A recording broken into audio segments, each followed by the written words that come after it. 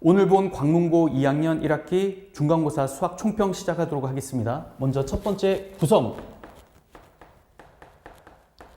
객관식이 전체 총 17문항, 그 다음에 단답형 4문항, 그 다음에 서술형 3문항에서 총 24문제 출제됐습니다. 상당히 문제가 많다라고 보셔야 되고요. 그럼 벌써 느낌이 시간이 부족할 수밖에 없는 시험이구나 라는 느낌 오시죠? 그래서 두 번째 2번 난도. 아이들이 느끼는 체감 난도는 제가 볼 땐 상으로 판단합니다. 문제 자체는 중상일 수 있으나 문제수나 여러 가지 시간 대비로 생각했을 땐 상이라고 판단하는 게 맞고요. 구체적인 문항별의 어떤 난도에 대한 상황은 저희 블로그에 자세하게 또 업로드가 돼 있으니까 확인하시면 되고, 왜 상이라고 또 판단하는 것 중에 하나가 중상 내지 상 형태 난도의 문제 비중이 대략 한 33.3% 정도 차지를 합니다. 그래서 문제 수도 많지만 고난도 문제의 비중도 굉장히 많아서 제가 볼 때는 이건 상난다로 애들이 상당히 어려웠다라고 판단할 수밖에 없는 시험입니다. 그 다음에 세 번째, 그럼 출처를 확인해야 되는데 이 출처는 이후에 우리 기말고사 때 어떻게 방향성을 가지고 갈 것인지를 알 수 있는 부분들이니까요. 첫 번째 학교 부교재가 있죠. 학교 부교재 올림포스요. 올림포스에서 대략 한 10문제 정도, 올림포스에서 10문제, 그래서 한 비중으로 보면 41% 정도를 차지하는데 적은 편은 아니죠. 그런데 문제는 이게 다 문제가 쉬운 편의 문제입니다. 그래서 여기서는 변별이 안 된다 이겁니다. 그래서 부교재 중심으로 학습했던 애들은 좀 피봤을 가능성이 되게 많고, 그럼 그 다음 저희 출처로 확인한 바는 저희 학원 자체 교재입니다. 학원 자체 교재에서 판단하기로 한 14문제 정도 출제가 됐거든요. 비중으로 보면 79%, 무시할 수 없는 양인데, 이 자체 교재의 성격 자체가 학교의 기출문제, 인근에 있는 학교의 기출문제라든지 모의고사의 편집본이거든요. 근데 지금 보면 내신 형태 문제들과 그 다음 모의고사 형태 문제들이 골고루 융합되어 있다라고 보시는 게 맞아요. 출제가. 마지막으로 외부 문항이 있는데, 외부 문항이 대략 한 20% 정도 차지합니다. 20% 정도. 20%. 이게 이제 보면 개정 전에, 그러니까 2015년도 개정 전에 있었던 EBS 올림포스 문제라든지 아니면 3, 4년 전에 있던 고3용 수능 특강, 수능 완성에서 문제를 끌어들인다든지, 그 고쟁이라죠. 그 고쟁이, 이런 형태 문제들에서 좀 외부 문항에서 차용을 했는데, 그것에 대한 대책은 지금 조금 이따가 다시 한번 설명을 해드리도록 할 거고요. 그 다음 네 번째로, 그럼 아이들이 생각하는 변별 문항.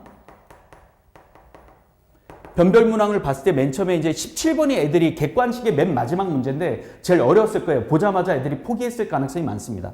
그 다음에 서술형의 맨 마지막 문제 7번. 이 정도까지는 아마도 다 틀렸을 것 같아요. 그리고 이걸 틀리더라도 1등급에는 전혀 영향을 미치지 않습니다. 난도 순으로 생각했을 땐 그 다음에 객관식 16번이라든지 그 다음에 또 이번에 좀 약간 중간에 한 13번에서 상당히 어렵게 문제가 또 구성이 되었기 때문에 여기에서 또 시간을 할애해서 또 시간이 꼬이는 애들도 좀 있을 것 같아요. 그 다음에 서술형 2번이나 그 다음에 15번, 그 다음 객관식 14번, 그 다음 단답형에서 2번, 4번 이 순서로 봤을 때 요거까지는 다 틀리고 여기 중에서 한두 개 정도가 더 나가면 이제 1컷으로 걸리는 거고, 여기서 더 틀려버리면 2컷으로 넘어가는 그런 상황이라고 보시는 게 맞습니다. 그래서 대개 자녀분들이 어떤 문제들을 주로 틀렸는지를 확인하다 보면 우리 아이 상황이 어떤지를 분명히 판단할 수 있다라고 보면 될 것 같아요. 그래서 이제 궁금하실 텐데 5번 예상 등급 컷.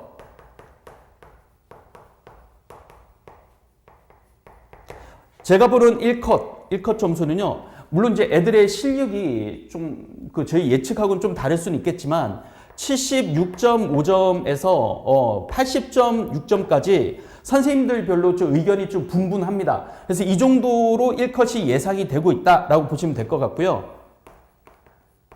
2컷의 난도는 61점에서 한 65점 정도를 예측하고 있습니다. 그래서 지금 현재 이 가채점 결과, 물론 또 서술형에서 또 감점이 좀 더 당해서 더 내려가거나 그럴 수도 있겠지만 이 정도 선에서 지금 등급 컷을 예측하고 있다라고 그렇게 보시면 될 것 같아요. 그 다음 6번입니다. 총평 및 대응 방안, 대책이라고 써볼까요? 제가 볼 때는 이번 시험의 성격은 확실하게 변별이 있습니다. 변별이 확실하고요. 1컷과 2컷에 대한 실력별로에 따라서 변별이 확실하다. 그러니까 실수 한두 문제 때문에 등급이 막 오가고 그런 것들이 아니라 본 실력에 따라서 될 수 있는 변별이 아주 잘 되어 있는 시험의 성격을 띠고 있어서 특별히 내가 되게 실력이 좋은데 실수를 몇 개 해서 오히려 등급이 내려가거나 그런 것들이 아니고, 그러니까 실력이 좀 있었으면 맞출 문제를 맞췄으면 한두 문제가 실수를 하더라도 등급에는 큰 영향이 없는, 제가 볼 때는 굉장히 이상적인 시험이긴 합니다. 자, 그래서 변별이 분명한 시험의 성격을 띠고 있고, 그래서 앞에 전반부에는 좀 개념 위주의 좀 쉬운 문제, 중후반으로 갈수록 문제가 어렵게 구성이 되는 그런 형태의 밸런스 형태의 문제가 나왔었고, 그 다음에 외부 문항의 비중이 상당히 높다 보니까 결국은 어떻게 들어가야 되냐면 암기 형태의 이 문제를 여러 번 반복해서 풀어서 공부하는 것은 상당히 지양하셔야 된다. 그럼 반드시 이걸 이해 위주로, 왜 이 문제를 이렇게 풀 수밖에 없는지를 정확하게 인지를 해서 다른 형태의 문제들이 나와도 풀 수 있도록 그렇게 가야 된다 이거죠. 다시 말해서 외부 문항에서 있었던 뭐 진짜 3, 4개년 전에 있었던 EBS 문제라든지 어떤 다른 시중 교재를 다 찾아서 풀 수는 없잖아요. 하지만 그 문제를 풀었다고 해서 무조건 맞출 수 있거나 안 풀었기 때문에 무조건 틀리거나의 성격이 아닙니다. 개념 위주로 이 문제를 분명히 풀 수 있는 실력을 갖추고 있으면 비록 외부 문항이고 내가 한 번도 접해보지 않았었더라도 무조건 풀 수가 있도록 그렇게 구성이 되었기 때문에 암기하는 것들은 의미 없다. 부교재 딸딸딸딸 외우고 이 문제는 이렇게 푼다 이렇게 외우는 식의 공부가 아니라 이 문제를 왜 이렇게 푸는지를 정확하게 인지하고 문제를 풀게 되면 분명히 내가 다루지 않았었던 문제들일지라도 나왔을 때 분명히 맞출 가능성이 굉장히 많아지는 그런 성격을 띠고 있다라고 그렇게 보시는 게 맞겠죠. 그래서 대책 상황으로 보면 첫 번째 이해 위주로 공부를 해야 된다는 게 첫 번째 하나고요.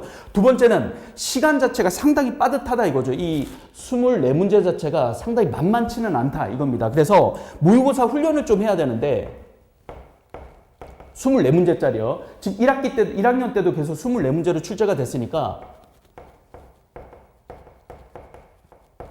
이 문항에 대한 훈련을 해야 되는데 굳이 말씀드리자면 항상 그렇다는 건 아니지만 지금 서술형 문제들이 그래도 배점이 한 20점 정도 되는데 비해서 맨 마지막 문제는 좀 어려울 수 있어도 앞에 거는 좀 수월해요. 그 세 문제 말이죠. 그래서 1차적으로는 1번은 서술형 문제부터 먼저 접근을 해보고 2단계로 이제 객관식으로 넘어가시는 게 좋습니다.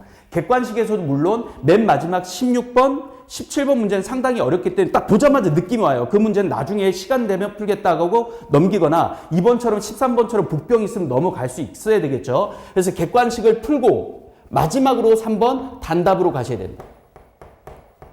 단답이 항상 보면 뒤에 있는 3번, 4번 단답형 문제는 좀 어려울 적이 좀 많기 때문에 이 순서를 밟아서 계속 연습하고 내가 좀 막히는 부분이 있어도 그냥 원활하게 넘어와서 그 다음 문제까지 쭉쭉쭉쭉 끝까지 가고 나서 다시 돌아봐서 또 집중해서 나머지 내가 못 풀었던 문제들 접근하고 이런 형태의 시간 안배 연습이 역시 굉장히 중요할 수밖에 없는 그런 시험의 성격을 띠고 있다라고 보시면 될 것 같아요.